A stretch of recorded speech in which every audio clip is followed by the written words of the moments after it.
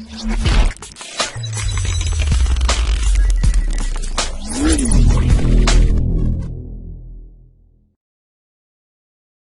amigos, bienvenidos a una nueva edición de este programa de Espacio Arquitectura. El día de hoy vamos a hablar de un tema, es muy interesante, muy amplio y ya llevamos mucho tiempo queriendo tocarlo en el programa. El día de hoy vamos a hablar de las megalópolis. Para poder entender este tema, bueno, pues tenemos que tener claro primero qué es una megalópolis, ¿no? Bueno, es una gran concentración urbana que tuvieron sus inicios a partir de la sociedad industrial del siglo XX. Este término se utiliza principalmente para describir conjuntos de áreas que, gracias a su crecimiento tan acelerado, ya se han juntado sus áreas de influencia con otras. El día de hoy, para poder hablar de este tema, tenemos un invitado muy especial que estamos muy emocionados de que nos acompañe. Arquitecto de profesión, es maestro en planeamiento urbano regional, también doctor en urbanismo con mención honorífica, cabe mencionar, por parte de la Facultad de Arquitectura de la UNAM y un miembro del Sistema Nacional de Investigadores del CONACYT. Algunas de las actividades que ha hecho han sido impartir cursos de proyectos como teoría de la arquitectura, historia de la arquitectura, urbanismo y diseño urbano, por mencionar muy poco de su currículum, porque si no, no nos alcanzaría el tiempo del programa. El doctor Nicolás Tamayo, estamos muy emocionados de que estés con nosotros. Bienvenido. Muy bien. Buenos días o buen día a todos. Estamos en el mediodía. Saludo a toda la clientela de este programa y voy a empezar por definir lo que Renata decía, que es una megalópolis. La megalópolis realmente es producto del siglo XX, no es producto del siglo XXI. La megalópolis quiere decir megalos, gigante, polis, ciudad, en el sentido griego del término, porque en el sentido latino es civis, civitatis, ciudad. Entonces, megalópolis quiere decir una ciudad gigante. Este concepto se acuñó en el siglo pasado cuando las ciudades pasaron de ser ciudades en el sentido tradicional del término, ciudades de no más de 500,000 habitantes, pasaron a ser metrópolis. Es el otro concepto. La metrópoli, como decía Renata, es un espacio geográfico, territorial, en donde la ciudad empieza a acercarse a otras pequeñas ciudades o también a otras grandes ciudades.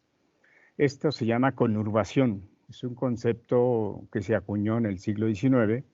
Conurbar quiere decir que se van uniendo municipios en el caso de nuestro país o ciudades en el caso del mundo. Este crecimiento, lógicamente, se debe a cuestiones económicas, de política gubernamental, obedece a las migraciones, obedece a muchos fenómenos que se dan en el transcurso de la historia de los países. Este fenómeno megalopolitano se empieza a dar primeramente de la manera más interesante en los países llamados desarrollados o del primer mundo, se empiezan a generar crecimientos espectaculares de muchas ciudades. Por ejemplo, París. París tiene una zona de influencia que es la periferia o el banlieue. Este es, digamos, la expansión de París. Y esto va a generar una metrópoli y después una megalópolis. Tokio, que es la ciudad más grande del planeta, se junta con Nagasaki, se junta con muchas ciudades y entonces crea una conurbación espectacular, ¿no? Y lo mismo las ciudades norteamericanas, etcétera. Pero lo que quiero referirme es a las ciudades latinoamericanas. Dicen los autores del siglo pasado, los urbanistas, sociólogos y demás, al estudiar este fenómeno, que una de las características de las megalópolis es que desarrollan tecnologías de movilidad, altas tecnologías para generar condiciones adecuadas en estas ciudades. Sin embargo, en nuestros países de América Latina y en general en los llamados países subdesarrollados, hoy se les llama países emergentes, yo siempre digo, quién sabe de dónde emergimos. Entonces, nuestras ciudades también empiezan a experimentar ese crecimiento, sobre todo después de la Segunda Guerra Mundial. Compone el mundo, se recompone la economía, y entonces las ciudades latinoamericanas, incluidas las mexicanas, empiezan a conformarse o a crecer de manera espectacular. Bueno, el crecimiento más espectacular es de la Ciudad de México. Que por cierto, la Ciudad de México tiene 10 millones de habitantes, la verdadera Ciudad de México, y su conurbación es enorme. Ya debe estar cercana a los 30 millones de habitantes. Había que esperar los datos del censo, que por cierto no se terminó en este año, 2020, para ver de qué conurbación estamos hablando. Lo mismo ocurre con Sao Paulo, en Brasil, en Buenos Aires, donde crece el Gran Buenos Aires. Lo que es Chile también tiene su capital como crecimiento espectacular. Entonces, este crecimiento no se parece a las megalópolis de los países desarrollados, como que los nuestros son aglomeraciones, lo que decía Renata, ¿no? Los nuestros son crecimientos sin desarrollo, ¿no? Nos pusimos gordos, pero no nos desarrollamos adecuadamente. Y esa es la diferencia entre una megalópoli del primer mundo y las megalópolis de nosotros, que son grandes aglomeraciones, ¿no? Dime, Cuando Renata. decimos la palabra megalópolis, luego nuestra mente va como lejos, ¿no? A lo mejor nos imaginamos ciudades como China o en alguna parte de Asia o incluso de Europa, ¿no? Y creo que es importante saber que no nos tenemos que ir tan lejos, sino que aquí en México, aquí en Latinoamérica, se están creando, bueno, llevan mucho tiempo creándose a lo mejor un poco como por sí solas, pareciera que este es un crecimiento desenfrenado, sin planeación. Por ejemplo, como dices, Nico, la Ciudad de México, ¿no? Bueno, que antes la megalópolis incluía la Ciudad de México y el Estado de México, pero debido al crecimiento de todas estas ciudades, principalmente el Valle de Toluca, esta megalópolis ya se amplió a los estados de Querétaro, Tlaxcala, Puebla, Morelos e Hidalgo. Ya son, ya quedamos, o sea, tan cerca los unos de los otros que muchas veces hasta pareciera difícil diferenciar las unas de las otras. Así es. La megalópolis del centro del país estaba como que era una predicción que hizo el doctor Gustavo Garza, economista urbano del Colegio de México, y lo hizo desde el siglo pasado. Él señaló que se estaba formando una megalópolis con todos esos estados o con esas ciudades que tú acabas de mencionar. Efectivamente, Puebla y Tlaxcala forman parte de la megalópolis del centro del país, junto con las que tú mencionaste. Si te das cuenta, el sistema de transporte de esta megalópolis del centro del país, pues no se parece al transporte de París. Seguramente que no. Entonces, en esta megalópolis, si tú te quieres mover, por ejemplo, en Ciudad de México, está comprobado que los habitantes se tardan de 3 a 4 horas para moverse diariamente a su trabajo. Imagínate tú. Y luego de regreso otras 4 horas. Por eso yo digo que los de la Ciudad de México, que antes les decíamos defeños, o los chilangos, deben tener un chip especial porque se suben al metro y le atinan exactamente donde se tienen que bajar. Yo creo que esa es una habilidad que ellos tienen, porque se van durmiendo. Imagínate salir a las 4 de la mañana de tu casa para ir al trabajo y entrar a las 8 de la mañana, pues hay que ser muy habilidoso. Creo que sus genes ya cambiaron. Bueno, pero ¿por qué se forman estas megalópolis, estas megaciudades? Es el otro concepto.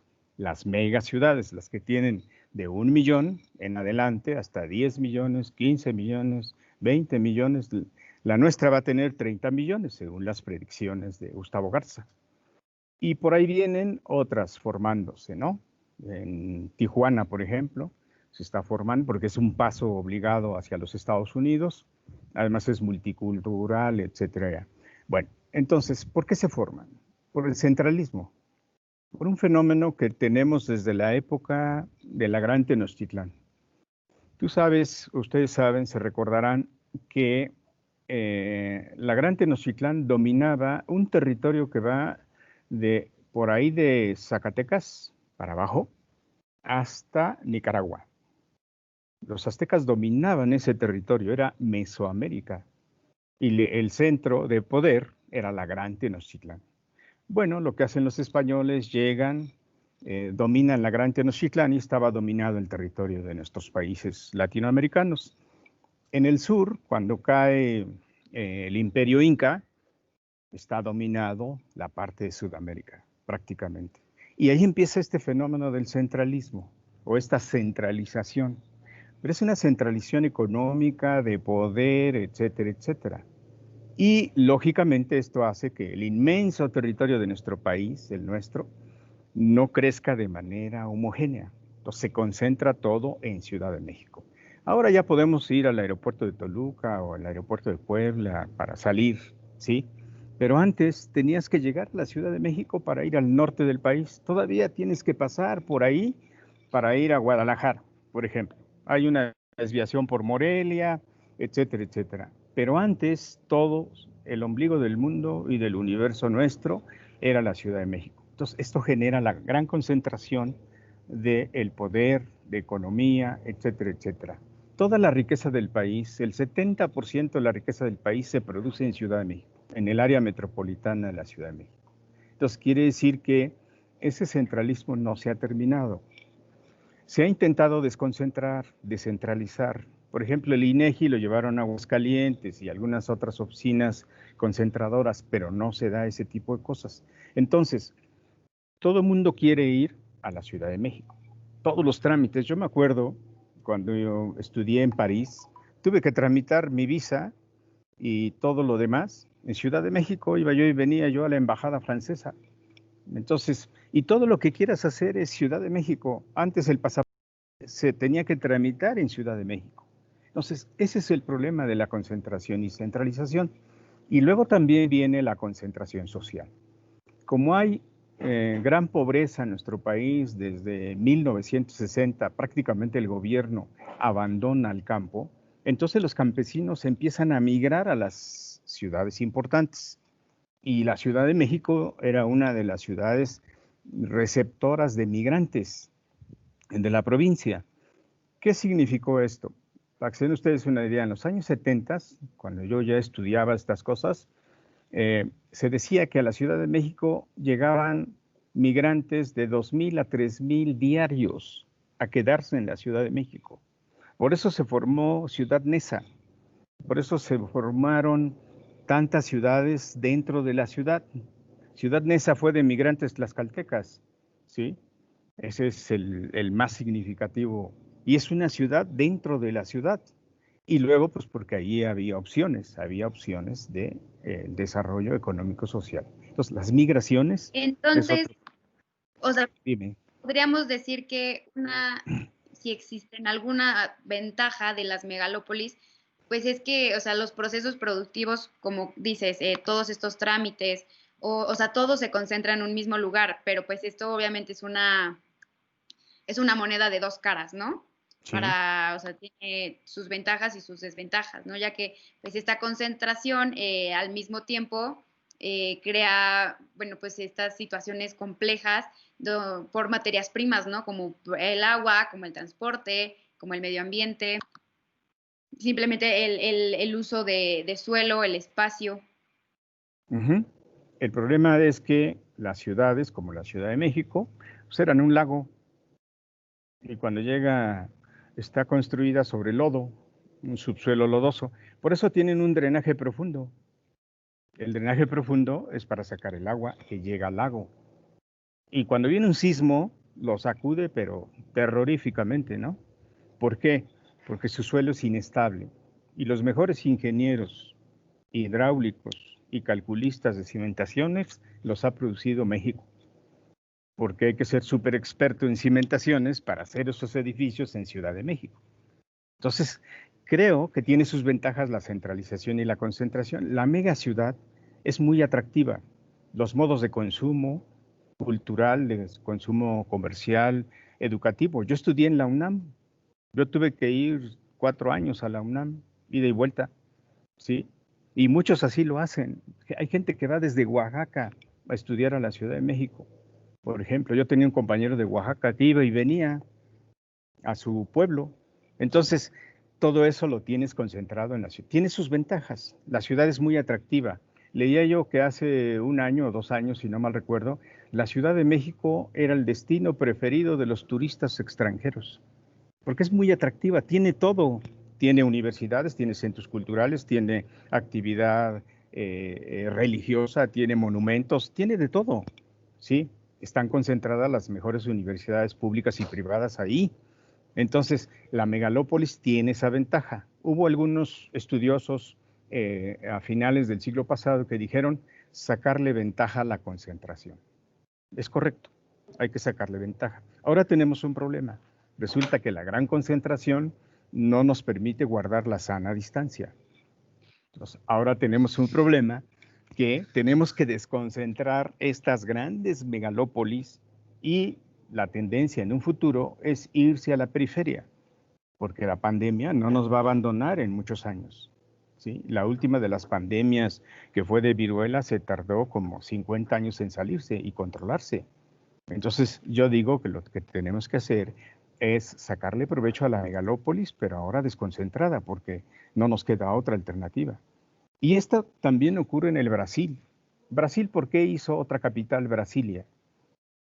Pues porque la otra ya no funcionaba, ¿sí? Estaba muy atascada de gente y ya llega un momento en que esta gran concentración ya no se vuelve una ventaja, sino una gran desventaja, ¿sí? Y entonces las políticas públicas dicen, hagamos otra capital. Y ahí surgió la arquitectura brasileña con Oscar Niemeyer y Lucio Costa, ¿no? Que fueron los dos arquitectos y urbanistas que crearon Brasilia, ¿sí? El Gran Buenos Aires, que es la expansión de Buenos Aires, bueno, pues es una zona atractiva, pero es una gran concentración de grandes desigualdades. Ese es el otro problema, que para nuestros países latinoamericanos las megaciudades no generaron bienestar, como mencionaba hace un rato Alberto. Al contrario, generaron una ciudad dual, una ciudad de ricos y de pobres, porque son los extremos, ¿no? O sea, tú tienes concentrados en las megalópolis las grandes firmas internacionales, los grandes centros financieros, los grandes centros empresariales, Santa Fe, por ejemplo, ¿sí? Lomas en Puebla, ¿no? Angelópolis en Puebla. Esta forma de crear nuevos subcentros, pues lógicamente van a generar grandes contradicciones en el territorio y grandes desigualdades, que es otra de las características que tienen nuestras megalópolis. Es decir, este formato de aglomeración no generó bienestar en los ciudadanos, al contrario, aumentaron las contradicciones y generaron una urbanización ilegal y irregular. El 70% de las manchas urbanas en América Latina ha sido producida en el mercado ilegal e irregular de suelo y, lógicamente, de urbanización. Entonces, el mercado formal de suelo ha sido un factor importante. Mucha gente le ha sacado provecho a la megalópolis, a la gran ciudad. Por ejemplo, los promotores inmobiliarios. Los promotores inmobiliarios desarrollaron grandes negocios y tenemos en nuestro país grandes empresas promotoras inmobiliarias que le han sacado provecho a este crecimiento espectacular de las ciudades. ¿Por qué? Porque se abrió un mercado de vivienda, de oficinas, de comercios, etcétera, etcétera. Tiene sus ventajas también la megalópolis, pero no para todos, ese es el problema. Y también como crecieron mucho las ciudades, pues se privilegió el uso del automóvil particular y no desarrollamos el transporte, ¿sí? Salvo unos casos excepcionales como Brasil, en Curitiba, o a lo mejor Bogotá, etcétera, donde se implementan en este siglo y a finales del siglo pasado estrategias de transporte y de movilidad con tecnologías realmente alternativas, ¿no? Entonces, yo creo que ese es el gran problema de las megalópolis, ¿no? Es que, o sea, estamos hablando, o sea, de un crecimiento económico, de una globalización, de la competitividad entre varios mercados, o sea, que al final están volviendo nuestras ciudades cada vez más grandes y es una demanda que finalmente nunca se va a acabar, porque nuestra economía y nuestro consumismo va a seguir creciendo. Entonces, aunque lográramos descentrificar las ciudades y crear nuevos centros, crear nuevas capitales, en algún momento nos vamos a alcanzar o se van a terminar tocando de todas maneras. Ujú. Es que esas serían las Efectivamente. desventajas, ¿no? Dime, O Alberto. sea, se podría decir que grandes ciudades, grandes problemas. Así Entonces, es. la pregunta sería, ¿por qué desarrollar ciudades tan grandes si los problemas van creciendo y creciendo? O sea, escuchando su discurso, he notado que estaba hablando mucho de fragmentación social, gentrificación, cochecentrismo. Entonces, ¿cómo se podrían resolver esos problemas en ciudades tan grandes? O sea, el mismo problema del tráfico en una ciudad se puede definir como el problema número uno, ¿no? La movilidad y la accesibilidad dentro de la ciudad, de estas grandes ciudades en nuestros países, son el problema más importante. Pero también el otro tema es el tema de la vivienda. El tema de la vivienda provoca esos fenómenos que citas, Alberto, que sería el problema de la gentrificación, las contradicciones, las desigualdades en el territorio. Fíjate, hasta el sexenio del presidente Peña Nieto, el Estado de México era el mayor productor de vivienda en el país. ¿Sí? ¿Por qué? Porque se privilegiaron las empresas inmobiliarias del Estado de México y no se privilegiaron las empresas inmobiliarias de Chiapas, por mencionar uno de los estados más pobres de nuestro país.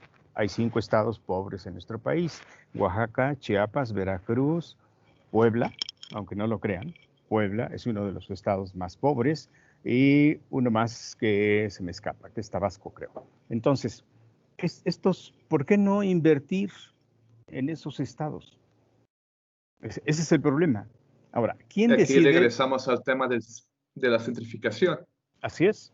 Entonces, ¿quién decide invertir en la Ciudad de México, en Guadalajara, en Monterrey o en Puebla? Lo decide el gobierno federal. Es un problema de política pública. Y estas desigualdades de que se encuentren desarrollados más unos territorios que otros y se concentren en pocas ciudades. Tenemos cuatro megalópolis o 4 metrópolis, que son Ciudad de México, Guadalajara, Monterrey y Puebla. Son las grandotas, las 4. Y otras que vienen por ahí, como León, Querétaro, Tijuana ese había corredor por mencionado. ahí, ¿no? Pero bueno, las que están consolidadas son estas 4. Y la nuestra es Puebla-Tlaxcala. Nosotros absorbimos a Tlaxcala. Entonces, ¿por qué no se invierte en estos estados que requieren de una mayor inversión? Porque eso significa, digamos, la lógica de la organización del territorio no obedece a una política social, obedece a una política empresarial, ¿sí? O sea, las inversiones del gobierno federal, y no del anterior, del presidente Peña Nieto, ¿no? Esto ocurre desde 1970. Se privilegiaron ciertos estados de inversión. Por ejemplo, los de la frontera norte. La frontera norte están más asociados a la economía de los Estados Unidos. Son estados maquiladores, ¿sí? Y ellos tienen como un desarrollo autónomo, muy interesante, ¿no? Es como otro país dentro de México, los norteños, ¿sí? Entonces, en el centro del país se hace la mayor cantidad de las inversiones en estas ciudades que acabamos de mencionar. Se ha intentado desconcentrar algunas actividades. Por ejemplo, en tiempos del presidente Echeverría se construye el complejo hotelero Cancún. Entonces dijeron, ese es un nuevo polo de desarrollo para ver si por ahí creamos una nueva ciudad. De hecho, Cancún es una nueva ciudad, es una ciudad del siglo XX, es de migrantes, ¿sí? O sea, ahí lo que era original es Puerto Juárez, si no mal recuerdo, es lo que existía ahí, ¿sí? Entonces, y Cancún es un nuevo proyecto de ciudad. Se hace con manzanas, supermanzanas de Le Corbusier. Los complejos hoteleros de Los Cabos, los de Oaxaca y los de Quintana Roo eran la desconcentración que necesitaba el país. El problema fue que no desconcentraron el desarrollo industrial. En estas 4 megaciudades que Ciudades. tenemos, se concentraron las inversiones industriales. Puebla tiene un corredor industrial muy importante, que es el corredor Puebla-San Martín, que se abre en los años 70. Ahí hay una petroquímica, hay una productora de acero, etcétera, y eso genera empleos. Entonces la gente viene a Puebla. Imagínate Volkswagen, todas las opciones que generó con todas las empresas que hacen las partes de los automóviles. Eso cambió la lógica del crecimiento de la ciudad de Puebla. Entonces, se hizo una estrategia de desarrollo industrial concentrado. Y una vez que se concentra la actividad económica en la industria en estas pocas ciudades, viene la concentración de servicios. En Puebla hay cerca de 250 universidades. Entonces, si tú revisas Guadalajara, pues ha de tener lo mismo, igual que Monterrey, tiene grandes centros educativos, ¿no? Tiene centros, se han convertido en centros de servicios, como todas las megaciudades del mundo. Está comprobado, otra vez cito al doctor Gustavo Garza, que por cierto fue mi maestro de economía espacial. Él tiene un libro, uno de sus libros hace un diagnóstico mundial de cómo las megaciudades dejaron de ser industriales y se convirtieron en centros de servicios, algunas de servicios educativos, otros de servicios comerciales. Nueva York es un centro financiero, ¿no? Tokio también. Y así sucesivamente se pone a revisar cómo las grandes ciudades se han convertido en centros de servicios públicos y privados. Y también las megaciudades en el mundo se convirtieron en ciudades temáticas, ¿sí? Porque hay ciudades dedicadas a la ciencia y han desarrollado la ciencia. Hay ciudades recreativas, bueno, simplemente Orlando. Grandes ciudades se convirtieron en ciudades temáticas. Hay ciudades dedicadas, hay ciudades inteligentes, es las ciudades inteligentes, las ciudades temáticas, las ciudades innovadoras, también hay otras ciudades innovadoras, ¿sí? Entonces, como que fue una variedad. ¿Por qué se convirtieron en el mundo estas megaciudades en estos temas? Es una necesidad de la globalización, es una necesidad de la movilidad que nos generó el capitalismo neoclásico, neoliberal, ¿sí? Es decir, nos hicieron creer que moverte de México a Tokio en la noche y hacer negocios y regresar, esa era la nueva lógica que tú tenías que aspirar, ¿sí? Me acuerdo en la cuestión globalizada, se decía el justo a tiempo y el cero inventario, es decir, vender todo. Y el justo a tiempo es venderlo a tiempo. Entonces, con esa lógica surgieron los arquitectos globales también. Afectó a la arquitectura y se puede hablar de una arquitectura neoliberal. Hay un texto que por ahí creo que le tocó a Renata cuando tuvimos temas selectos, un texto en inglés que nos atrevimos a hacerle la traducción entre todos, que por cierto lo tengo, que se llama Arquitectura y Neoliberalismo. Muy interesante. O sea, ¿cómo impactó el neoliberalismo a la producción arquitectónica y la producción de urbanismo? Es decir, de hecho de hecho, perdón, se trataba de que los arquitectos o le entraban al neoliberalismo, o le entraban a la globalización, o se quedaban como arquitectos artesanales, ¿no? Y entonces ahí tienes las grandes firmas, los grandes arquitectos del estrellato arquitectural, ¿no? También eso lo tenemos que ver en esa perspectiva. Las grandes megaciudades de China, por ejemplo, que mencionó Renata, cuando llamaron a los grandes arquitectos para hacer sus obras, pues porque los chinos tienen mucho dinero, ¿no? Una economía poderosa, entonces contratan a estos arquitectos globales, porque también se puede hablar de arquitectos de esta estrategia mundial de la economía. ¿Cómo de la hecho es ven? interesante ver cómo el arquitecto sigue teniendo esa función de satisfacer las necesidades de una persona o de un grupo de personas y cómo la economía, en este caso la globalización, crea esas necesidades. Entonces, cuando hablamos de megalópolis o ciudades, ya no estamos hablando de un hábitat donde el hombre puede vivir, estamos hablando simplemente de un lugar o de una concentración de personas donde simplemente se satisfecha un cierto número de necesidades. Pero entonces se podría decir que la ciudad o la megaciudad o la megalópolis es Ujú. el hábitat ideal para el hombre donde vivir. Así es, ese es el nuevo hábitat. A y nos mí, tenemos que por acostumbrar. ejemplo, Sí, me parece muy interesante lo que dices, Nico, de las ciudades temáticas y, por ejemplo, o sea, de la diferencia entre la planeación y el hecho de que solo suceda. Por ejemplo, hablabas de Las Vegas, una ciudad que desde el principio se pensó como un centro de juegos gigante, como este casino abrasador. Entonces es un lugar donde las aceras son enormes. Literalmente, bueno, o sea, dijeron, vámonos en medio del desierto donde no tengamos límite de espacio.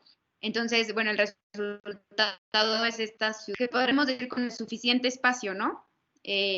A lo mejor porque los usuarios son más visitantes que habitantes, pero bueno, o sea, entonces esto nos dice, o sea, que sí se puede crear estas ciudades desde cero, ¿no? A diferencia de una Ciudad de México donde parece que estamos viviendo unos encima de otros, donde las calles ya son chiquitas, donde ya no hay aceras para los peatones. Entonces, o sea, como qué tendríamos que hacer, o sea, encontrar como un balance entre la planificación y lo que ya está puesto, empezar nuestras ciudades desde cero.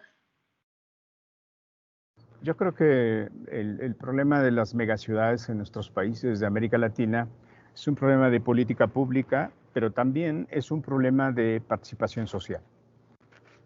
En la medida en que en nuestros países la participación social o de los individuos no es un mecanismo para definir estrategias, entonces se deja el concepto que tienen los sectores privados y el sector público, decidir qué hacer con las ciudades, ¿no? Por ejemplo, hay una ciudad nueva que poco se conoce de ella, es Ciudad Lázaro Cárdenas, en Michoacán. Es una ciudad del siglo XX. Se hizo porque de ahí se mueve la productora de acero, ahí se mueven en ese puerto. También en Cuernavaca se hizo una ciudad industrial que es Cibac, que por cierto ya está desapareciendo, ya no la veo cuando paso por ahí. Entonces, se han hecho intentos de otros modelos alternativos, pero finalmente digamos, el crecimiento y el concepto de mega ciudad finalmente acaban con estos proyectos, ¿sí? Fíjate, la ciudad de Puebla tiene planes desde pues, prácticamente los años 40 del siglo pasado. Hay por ahí un libro de un colega que hizo la compilación de cuántos planes maestros se habían producido desde el siglo pasado para acá. Y si tú lo revisas y comparas con como está hoy la metrópoli o la megalópolis, en la metrópoli Puebla-Tlaxcala, no tiene nada que ver con esto que se dejó, como decían los capitalistas del siglo XIX, se dejó hacer y se dejó pasar. Ese era Claro, el lema, o ese era sea, el lema del siglo XIX. este crecimiento no está regulado o se intenta regular, pero finalmente cuántas veces, o sea, yo creo que la corrupción también es un problema muy grande porque por dar mordidas o por un beneficio económico se crean estos fraccionamientos gigantes, nos empezamos, o sea, que también empieza a quitar este espacio del campo y creo que, bueno, que también, o sea, deberíamos de respetar, ¿no? Porque si no, pues habrá un momento en el que nos quedemos con puras ciudades. Así es, Entonces, tiende a desaparecer el campo inmediato a las ciudades, porque el campo todavía existe un poco lejos, pero sí existe. Entonces, yo lo que creo es que, mira, la mega ciudad ofrece oportunidades a mucha gente. Incluso debería de ofrecer oportunidades a los individuos comunes y corrientes como nosotros, los arquitectos, ¿no? Digo, porque ahí está el trabajo de los arquitectos en las mega ciudades. Y nuestro mejor cliente que tenemos es el gobierno, ¿sí? Ni siquiera es la iniciativa privada. Lo que está ocurriendo ahora en nuestros países, y pongo de ejemplo la ciudad de Puebla, es que el desarrollo inmobiliario ya está abandonando un poco la gran mancha urbana, porque llega un momento en que ya no crecen las ciudades, ya se vuelven insostenibles para todos, para los que viven ahí. Por ejemplo, en Ciudad de México está comprobado que los propios habitantes se empiezan a mover para acercarse a sus centros de trabajo. Ellos mismos se empiezan a mover de domicilio para acercarse a su centro de trabajo y que les salga más barato llegar al trabajo. Y también se acercan a los centros educativos de sus hijos. Es decir, ellos mismos se están moviendo. Hay investigaciones muy interesantes, sin plan, porque se dieron cuenta que pues vivir en esa mega ciudad implicaba muchos problemas de carácter Y claro, económico. La empresas ciudad de a Puebla también, generar un ajá, círculo de actividades así en es. un rango, o sea, que ya sea vivible, porque estar cruzando la ciudad todos los días Ahora no es con la pandemia se están definiendo el reloj, no sé si lo han visto, 15 minutos a pie para que llegues a la escuela, media hora para que llegues en bicicleta y máximo una hora para que llegues en tu auto o en transporte público. Son los tiempos que tenemos que hacer para guardar la sana distancia. Si no queremos que aumenten los contagios, el mayor centro de contagios es el transporte público, incluidos los aeropuertos. Eso Entonces, es interesante, porque es sí, un sí, tema que también estamos tocando en Italia, porque, por ajá, ejemplo, ahorita aquí, obviamente las curvas de contagios regresaron a subir por el tema del transporte público, así es. De hecho, quitando la movida, ajá, de pero hecho el el virus transporte llegó público ha sido como el problema principal. ujú, el virus llegó a México por el aeropuerto. Si hubiéramos tenido un filtro como los coreanos que dijeron se cierra la puerta y nadie entra ni sale en 40 días, no tuviéramos tantos contagios, pero no lo hicimos. Bueno, ese es un tema que va a cambiar también el concepto de la megalópolis. Ahora, ¿cuál es el otro tema que a escala urbana está ocurriendo? El promotor inmobiliario, que es un gran actor, un jugador importante dentro de la megalópolis, el promotor inmobiliario le está apuntando a las ciudades de no más de 500,000 habitantes. ¿Y saben cuántas ciudades hay en estas megaciudades, en estas ciudades grandotes? ¿Cuántas ciudades pequeñas hay de 500,000? Muchas. Puebla tiene 17 juntas auxiliares que no rebasan los 500,000. San Andrés Cholula, donde está nuestra universidad, tiene 120,000 habitantes, ¿no? Y San Pedro tiene un poco más, tendrá 130, 140. Ese es el objetivo ahora del promotor inmobiliario. Esto quiere decir que este jugador dentro del desarrollo urbano va a jugar un papel otra vez protagónico para que estas ciudades se incorporen al desarrollo de las megaciudades. Por ejemplo, el grupo Proyecta de Lomas de Angelópolis tiene en la mira, bueno, Santa Clara o Coyucan ya le cayó, es la que colinda con Lomas, ¿no? Creo que es el desarrollo número 7 de Lomas, es la cascata 7, creo. Entonces, pero ya está apuntando a San Bernardino Tlaxcalancingo y está apuntando a Tonancintla, etcétera, etcétera. Es decir, a las pequeñas ciudades empieza el promotor inmobiliario a irse por ahí a hacer negocios. Y eso le va a favorecer ahora con la pandemia, porque todo el mundo quiere salirse de la aglomeración para irse un poco a la periferia. Y eso está ocurriendo en Europa también. Empieza la gente mejor a irse al campo, ahí aislados, donde la sana distancia es posible, ¿no? Entonces, yo creo que la megaciudad, en ese sentido que lo conocíamos como la megaciudad Nueva York o Tokio, etcétera, con altísimas densidades, van a modificar o modifican la forma de las viviendas, los departamentos, los pisos, o se va a empezar a mover la gente a las periferias, buscando ciudades más pequeñas, menos contaminadas, ¿no? Y yo creo que eso va a cambiar el panorama del territorio. Yo estoy hablando de unos 30 años más adelante. Las olas expansivas de las ciudades se tardan una generación, más o menos 30 Yo años, ¿no? tengo una pregunta, Nico. Dime. ¿Crees que las ciudades se tienen que repensar a partir de un fenómeno como este, como el de la pandemia, como lo que estamos viviendo en estos momentos? Yo creo que sí. El hábitat, como decía Alberto, hay que modificarlo. Porque si no, difícilmente vamos a sacar la pandemia o controlarla, con todo y que nos llegue la vacuna. Esperemos que felizmente llegue la vacuna.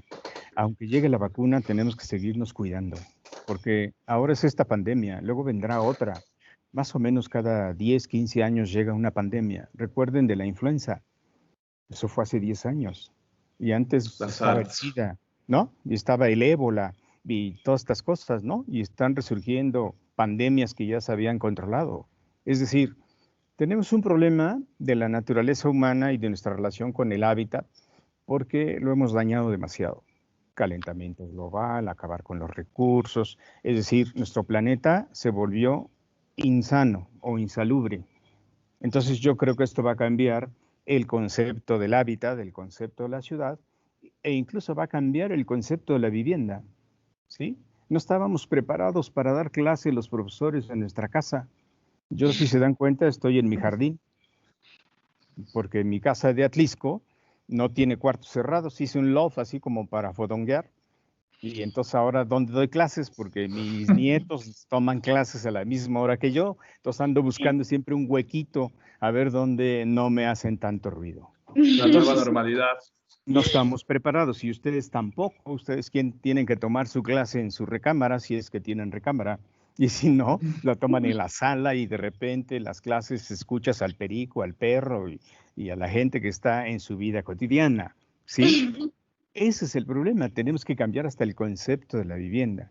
Yo creo que yo cuando estudié, todas las casas tenían un estudio o biblioteca.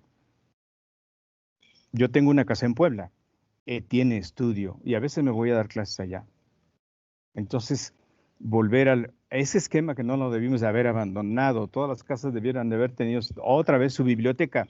Claro, privilegiamos el bar, ¿no? Pero no la biblioteca. Si la tuviéramos, le digo a mi esposa, de ahí hago un estudio de radio y televisión y mira, estaría yo feliz transmitiendo mis clases. Eso lo tenemos que cambiar. El bar es una necesidad. Ahora en le México tenemos muy que grande. agregar el cubículo de sanitización a todos los espacios. Antes que entres a tu casa, pasas por el cubículo y te mandan rayos no sé qué y ozonificación y ya puedes entrar a tu casa, ¿no? Ese es el otro tema. Escala 1 va a cambiar, ¿no? Y nuestra relación con la megalópolis, lógicamente, también va a Cambia. cambiar, porque se van a crear nuevas centralidades, pero más sanas, ¿sí? Para guardar las Sería lo sanas. mejor. Eso Es creo lógico. que es lo que se va a crear, las nuevas centralidades dentro de la megalópolis. Y lógicamente es un problema también de cómo participamos de esas nuevas centralidades que se van a ir creando, porque así lo va a requerir la economía urbana de las megaciudades, que es otra de sus características. Es una economía internacionalizada. Imagínense que cierran Volkswagen en Puebla, se muere la economía poblana. Entonces, ahí tenemos situaciones interesantes que tenemos que considerar en un futuro. La proyección de la megaciudad es que las megaciudades se van a recomponer en su espacio interior y en sus periferias. Y se van a Una crear pregunta, profe. nuevas centralidades. Dime. Ya había intentado crear una centralización en Puebla, ¿no? O sea, si hablamos de ciudad modelo, no estamos hablando de un centro urbano con Alternativo. con ese tipo de intención, crear una nueva centralización. ¿Y por qué ha fallado entonces? Falló porque no hubo inversión pública. Sabes que los privados no invierten si no ven claro que el gobierno invierta, ¿no? La inversión estaba interesante, el modelo está padre, yo lo conocí, lo hicieron unos catalanes, el modelo de Ciudad Audi. Es para 200,000 habitantes. Yo, si fuera gobernador, que Dios me libre, lo que haría es tomar Ciudad Audi, jalar a mis científicos y decirles, señores, hagan una ciudad modelo para protegernos del COVID. Tomen Ciudad Audi. Ya está hecha, ya está trazada, Sí, está a medias. exactamente. Entonces, ¿cómo sería un modelo de ciudad post-COVID? Ahora sí de veras, ¿sí? Considerando el modelo de Ciudad Audi. Y Es muy interesante. si ese modelito te sale bien, replícalo en muchos municipios alejados de la megalópolis y entonces seguramente que nos iríamos a vivir allá, ¿no? Si hay una sucursal de la UTLA allá, pues vamos para allá. Que además, por cierto, el mayor proveedor de ingenieros industriales y mecánicos pues, es UTLA y UAP, ¿sí? Entonces, imagínense ustedes que pudiéramos crear en un futuro estas pequeñas ciudades de 200,000, 300,000 habitantes con una actividad económica interesante asociada a la globalización que no ha desaparecido y Tendríamos entonces una dinámica territorial interesante, pero planificada y ordenada, pensando en todas las variables que han ocurrido en este siglo. ¿Quién a principios de este siglo pensó en que íbamos a tener una pandemia? Nadie. Nadie pensó. Nos agarró en curva, como decimos los mexicanos, ¿no? Nos agarró como el tigre de Santa Julia. Entonces, realmente es complicado. Yo he participado en varios webinars y digo, es que la ciudad post-COVID, pues hay que hacerla. No es la misma ciudad de Puebla. No, hay que hacer otras ciudades. Yo me recuerdo hace ¿Y muchos años, entonces qué pasaría con esas megaciudades?